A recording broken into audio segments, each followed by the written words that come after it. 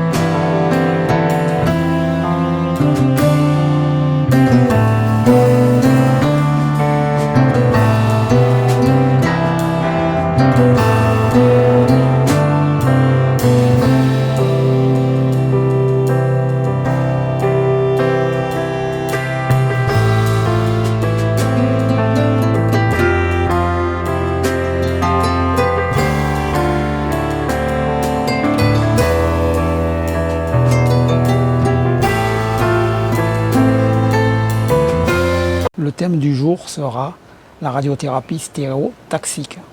Tout d'abord, on va définir quelle est l'origine de ce nom. Le terme stéréotaxie vient du grec stéréos, qui signifie solide, espace, tridimensionnel, et de taxis, qui signifie arrangement. Cette radiothérapie est une technique avancée de traitement par rayonnement.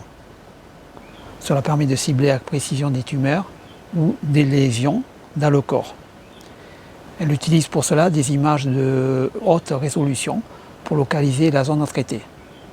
Cela va permettre d'administrer des zones élevées de radiation tout en minimisant l'exposition des tissus sains environnants.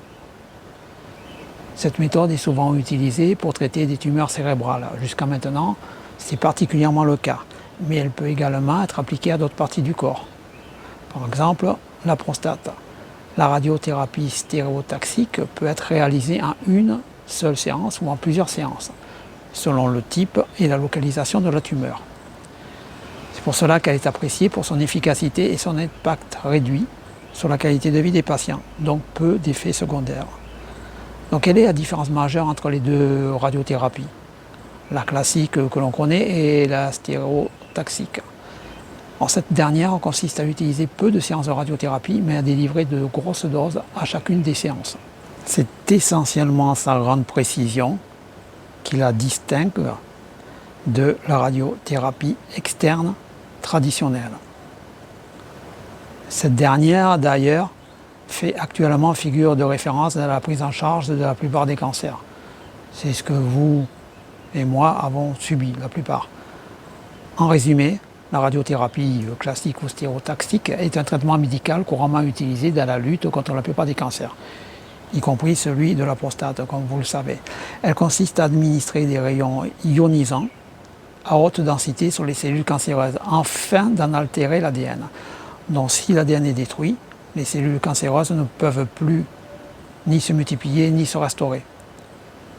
La plupart des cancers de la prostate sont des tumeurs qui prennent, comme vous le savez, naissance dans le tissu conjonctif de l'organe.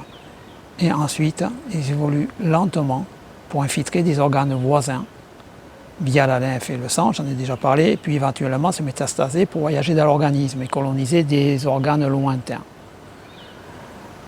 Voilà pour cette petite formation pour la radiothérapie. Donc maintenant, vous avez le choix. Soit vous continuez à vivre comme je l'ai fait, ou alors vous mourrez lentement en écoutant les charlatans. le choix entre vos mains, mais sachez une seule chose, vous n'aurez jamais de seconde chance. Donc croyez en vous.